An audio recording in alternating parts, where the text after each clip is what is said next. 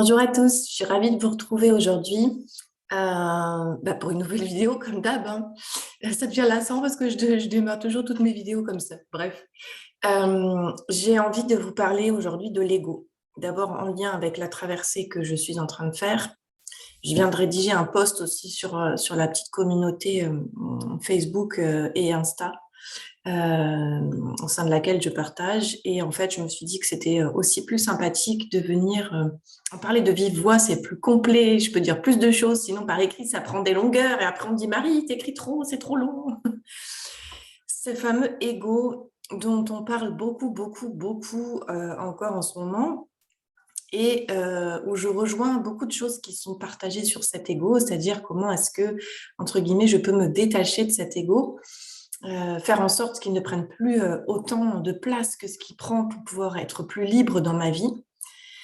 Sauf que j'ai envie d'y apporter un complément que je ne vois pas partagé en ce moment sur ce sujet-là. Je trouve qu'on partage beaucoup l'ego, euh, pas de manière négative, mais parce que les gens à chaque fois essayent de nuancer quand ils en parlent, mais malgré tout, ça reste quand même comme quelque chose de négatif dont il faut absolument se débarrasser ou se séparer. Comme si l'ego, entre guillemets, il était là pour nous faire chier, quoi. Voilà. Donc, il se met en travers de notre chemin pour nous faire chier. Sauf que pour moi, c'est absolument pas du tout la compréhension que j'ai de l'ego et que je souhaite vous partager ici. Pour moi, l'ego est un partenaire pour lequel j'ai une gratitude infinie, car c'est grâce à notre structure égotique que nous sommes existants ici sur Terre.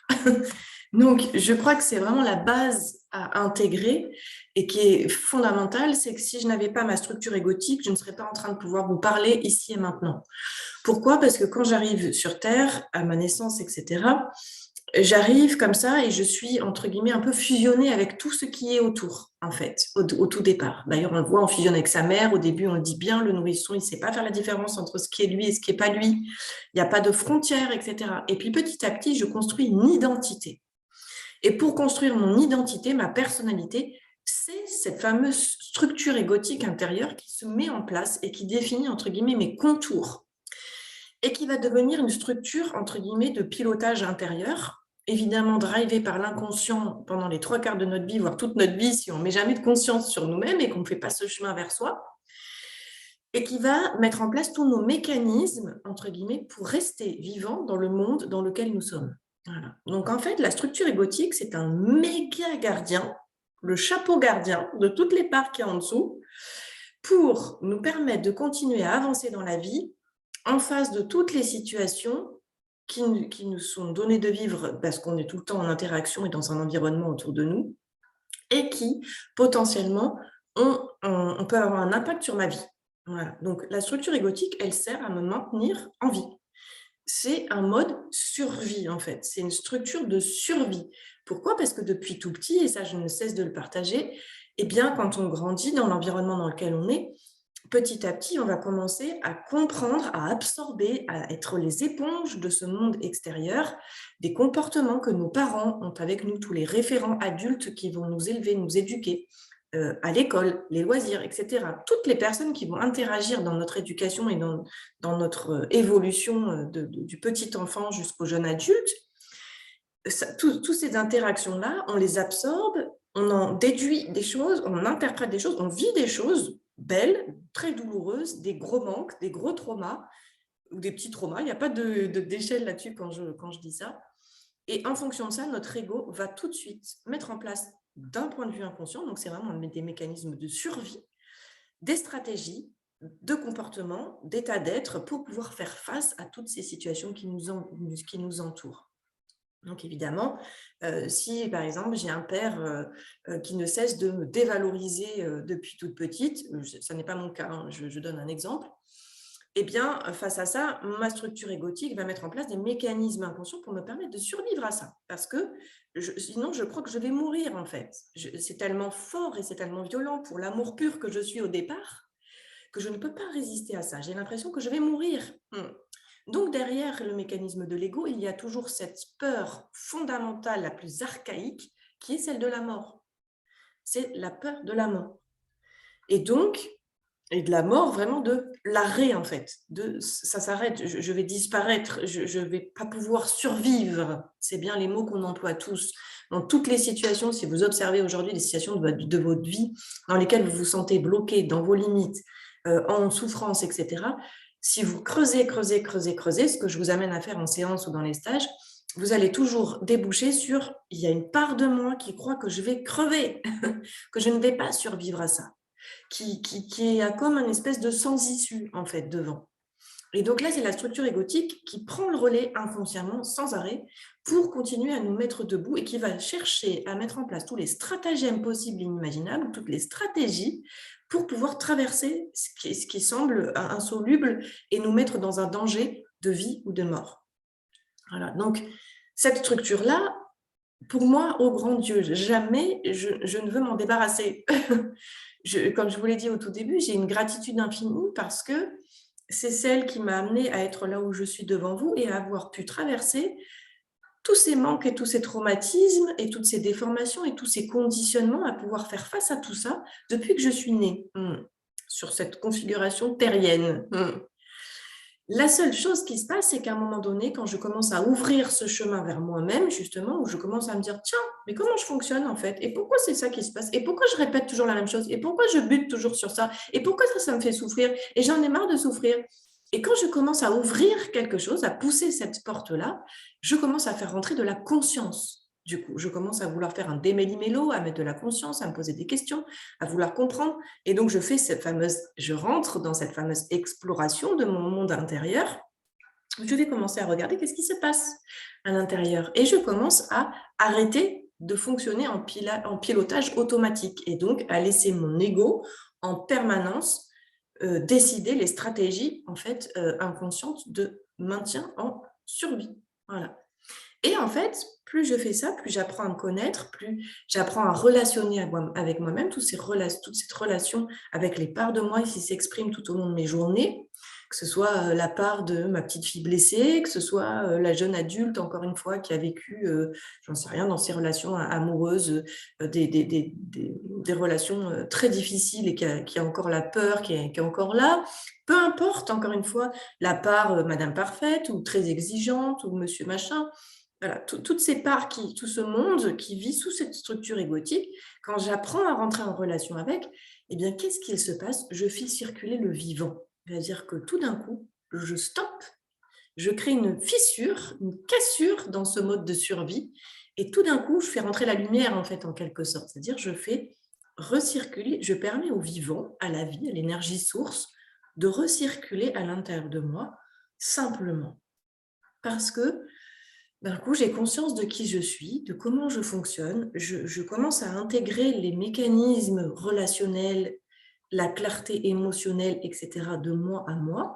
Du coup, j'ai des peurs, des pans entiers qui tombent, c'est-à-dire qui n'ont plus lieu d'être. J'ai des tas de carapaces, de personnages, de costumes, de protections qui lâchent. Qui lâchent. Donc, c'est des choses énormes qui lâchent. Mais quand ça lâche, les situations auxquelles je suis confrontée ne s'arrêtent pas pour autant. C'est-à-dire, à l'extérieur, je continue à être stimulée en permanence. Donc, qu'est-ce qui se passe? Il arrive une phase dans laquelle, moi, je suis en plein dans cette phase-là. Donc, c'est pour ça que c'est intéressant pour moi d'en parler aujourd'hui aussi. Donc, je ne suis pas encore sortie complètement de cette phase. D'ailleurs, je ne sais pas si on en sort. Je vous en reparlerai un jour si jamais je vois que ça passe à autre chose. Mais je suis dans cette phase-là, de cette alternance, c'est-à-dire entre ces pans entiers qui sont tombés. Et du coup, cette respiration, là, vraiment, ça ouvre de waouh, je peux incarner profondément celle que je suis et enlever de plus en plus de carapace. Et moi, je le vois tous les jours dans mon relationnel. J'ai des peurs énormes qui sont parties dans la relation à l'autre, dans l'image que j'ai de moi, ce fameux regard des autres dont je vous parlerai aussi, qui est le regard que j'avais sur moi-même. Il y a des choses énormes qui sont parties et qui créent cette respiration, cette joie d'être, cette liberté, cette manière de fonctionner différente et qui est vivante, qui n'est plus de l'ordre de la survie, qui est juste la vie qui s'exprime à travers moi, et des espaces où la vie vient encore me stimuler et où là, la structure égotique va se mettre en alerte rouge. Parce que du coup, c'est de la panique à bord, parce que c'est mais qu'est-ce qu'elle fait? Qu'est-ce qu'elle fait, Marie, là? Qu'est-ce qui se passe? Et donc, quand les situations vont venir me stimuler, ça va venir faire une espèce de guéguerre intérieure, un gros tiraillement entre cette part de moi qui commence à laisser la vie vraiment prendre place. Et donc, la vie est tout sauf le contrôle, donc c'est l'opposé de la survie, puisque la vie intègre les passages vie-mort, hein, en fait, hein, ça en fait partie. Donc, la vie est complètement OK, l'énergie source, vous l'appellerez comme vous voulez, l'amour, peu importe. Cette énergie première qui nous habite complètement, elle n'a que faire de la mort et tout ça, parce qu'elle sait que c'est des cycles permanents, donc elle n'a aucune inquiétude avec la mort. Aucune. Donc, elle ne cherche jamais à contrôler quoi que ce soit. Elle est dans l'impermanence absolue, cette vie, le renouvellement permanent, l'évolution constante et les cycles. Et ça passe de cycle en cycle en permanence, de phase en phase, ce qui est à l'opposé de notre structure égotique.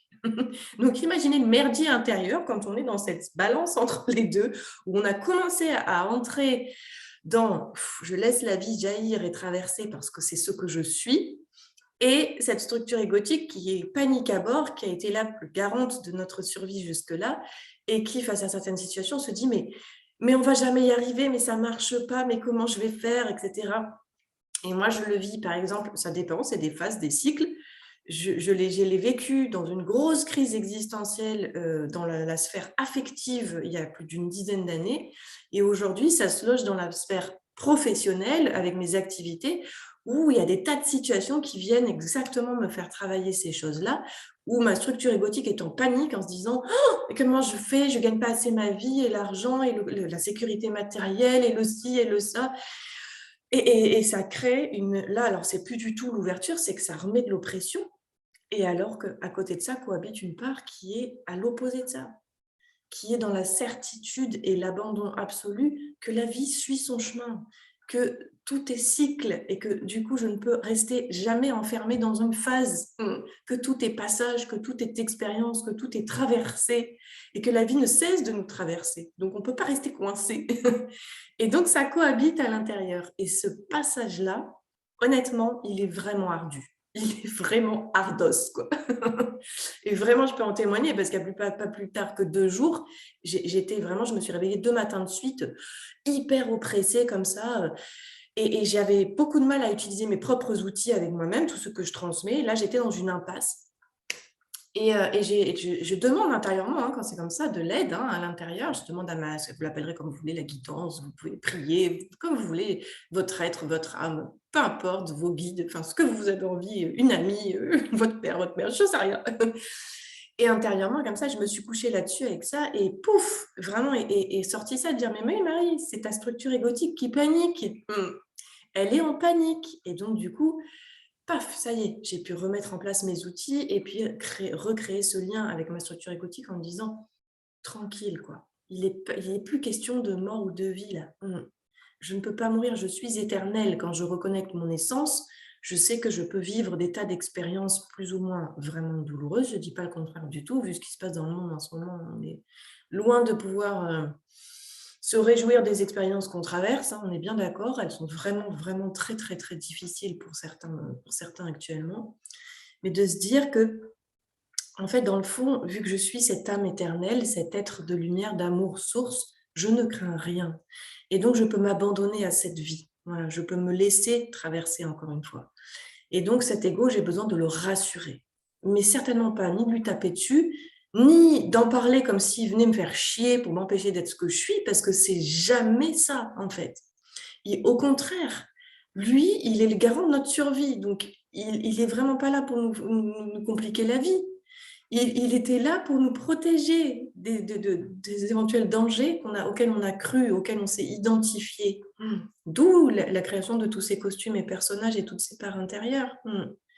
Mais quand je commence à faire re-rentrer mon essence première, c'est-à-dire cette essence de vie que je suis, d'amour, ma structure égotique, elle ne sait plus trop où est sa place. Donc, ça demande à ce que je sois vraiment très attentionnée, très en bienveillance et en douceur, et que je puisse envelopper cette structure-là de toute ma présence, encore une fois, de toute mon attention, de tout mon amour, pour lui permettre de rester en sécurité, de dire « Ok, c'est nouveau, on fonctionne différemment, c'est pas facile, ça vient toucher des tas de peurs et c'est magnifique parce que du coup, ça nous montre au fur et à mesure, et c'est ce qui se passe pour moi, ça me montre là où sont encore mes peurs, là où sont encore les carapaces. Et comme le chemin est, je pense, infini, eh bien, ça sera sans arrêt sur le chemin que des choses vont émerger. Et là, elle me montre, quand elle se réveille violemment par des angoisses ou des oppressions comme ça, je sais qu'elle est en train de me pointer du doigt, cette structure égotique, les espaces où j'ai besoin d'aller encore plonger. J'ai encore besoin d'aller plonger pour pouvoir plonger dans cette obscurité et y ramener la lumière, y ramener la vie en fait, y ramener la vie. Et laisser ces cycles reprendre leur cours et me laisser vivre cette évolution et toutes ces expériences qui m'attendent. Voilà, mais en aucun cas cet ego, effectivement, et je trouve qu'on en parle encore trop souvent comme ça, ne va être là pour faire barrage pour faire barrage, mais jamais de la vie. À quoi ça sert? On n'est pas construit comme ça. Si on dit que tout est perfection, entre guillemets, de la création, il y a toujours un sens dans ce qui est créé et ce qui existe. Notre ego n'est pas créé pour rien, pour nous emmerder. C'est impossible. Donc, et moi qui suis toujours dans cette quête de sens, du coup, c'était une évidence d'aller connecter l'ego comme ça. Et c'est tellement plus aidant, à mon sens, que de mettre cette compréhension-là sur notre ego pour pouvoir avancer en partenariat avec lui. Et croyez-moi, j'en ai déjà très brièvement parlé dans ma dernière vidéo sur Oser le chemin de la thérapie. Notre structure égotique, quand elle commence à voir qu'il y a une solidité de la vie à l'intérieur de nous qui a pris place, notre être, ce que l'on est, notre essence profonde, et a commencé à bien prendre place à l'intérieur de nous, notre structure égotique, elle peut aller souffler, quoi.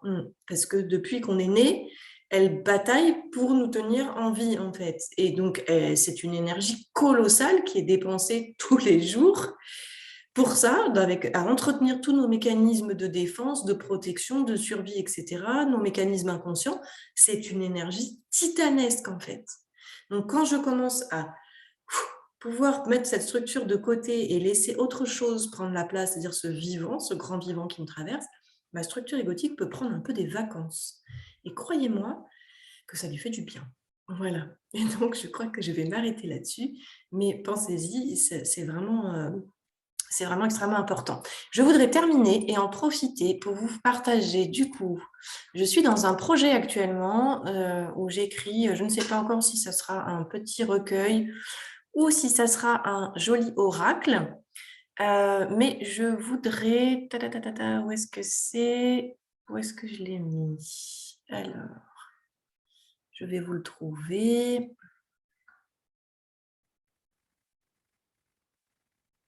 Eh ben, où est-ce qu'il est?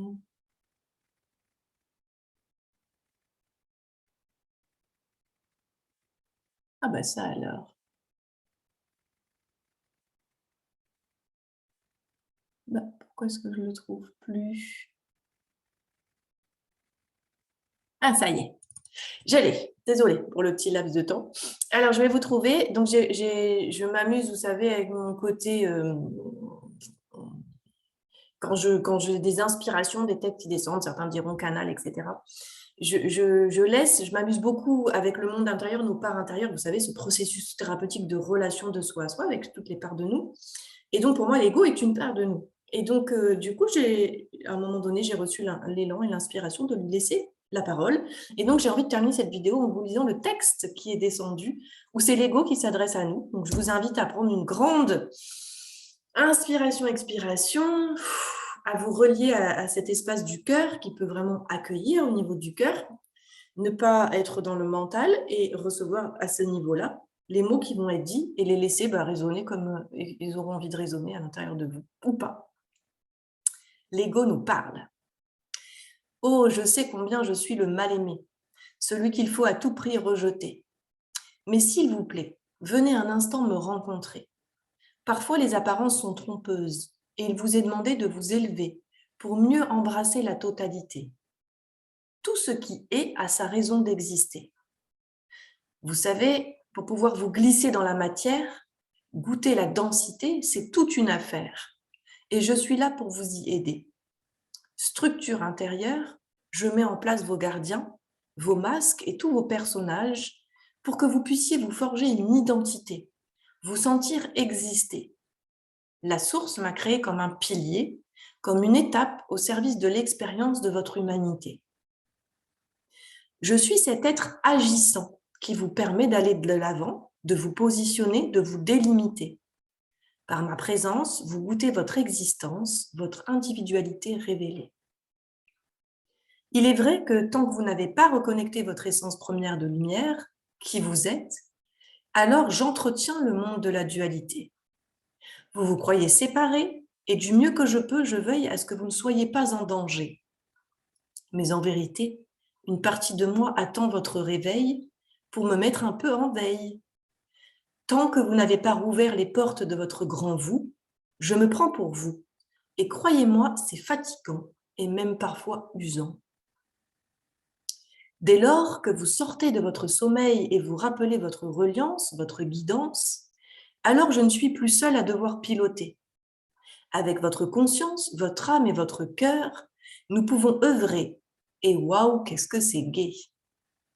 Je n'ai plus besoin de lutter pour ce que vous croyez être votre survie et je peux me mettre au service de la vie. Je n'ai plus besoin de me dresser, prêt à attaquer. Je peux me détendre et me laisser prendre par la fluidité du vivant qui s'exprime à travers vous à chaque instant. C'est tout notre système interne qui se modifie, une nouvelle alchimie qui prend vie.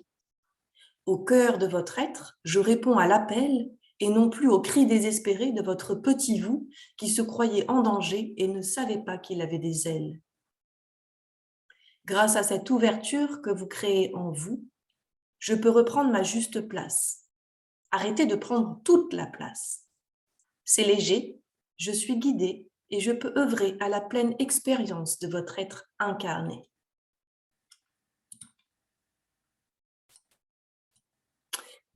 Voilà les amis, ce que je voulais vous partager sur l'ego. J'espère de tout mon cœur que ça créera du bon dans vos vies. Je vous invite à partager cette vidéo si vous pensez, comme d'habitude, que ça peut amener des éclairages. Moi, je suis venue pour transmettre, il n'y a que ça qui m'anime. Donc, allez-y vraiment gaiement. C'est la demande de cette énergie. Moi, je me connecte beaucoup, comme je disais, à nos parts intérieures et de parler de l'ego fait que je me connecte avec cette énergie de l'ego. Tout est énergie, donc on peut se connecter et tout le monde peut le faire, hein, c'est pas propre à moi. Hein. Et là, vous voyez, je suis vraiment en pleine reliance avec cette énergie de l'ego. Il y a une vraie demande à ce qu'on le comprenne réellement. On comprenne le sens de son existence, son rôle dans nos vies, dans nos structures, et sur quoi ça va déboucher. Voilà, comment ça peut évoluer, quelle est l'évolution qui nous est proposée dans l'expérience humaine à travers cette structure égotique. Où est-ce que ça nous emmène dans ce grand vivant? Donc, je crois que le message est plus qu'important à transmettre, à diffuser et à cesser cette dualité où on combat l'ego pour rien parce qu'on n'a encore pas compris quand on fait ça. Et donc, on y remet encore à nouveau l'amour parce qu'il n'y a que ça au bout du compte. Donc, merci à vous pour les partages. Si vous voulez vous abonner pour ne pas rater les prochaines vidéos, vous pouvez le faire.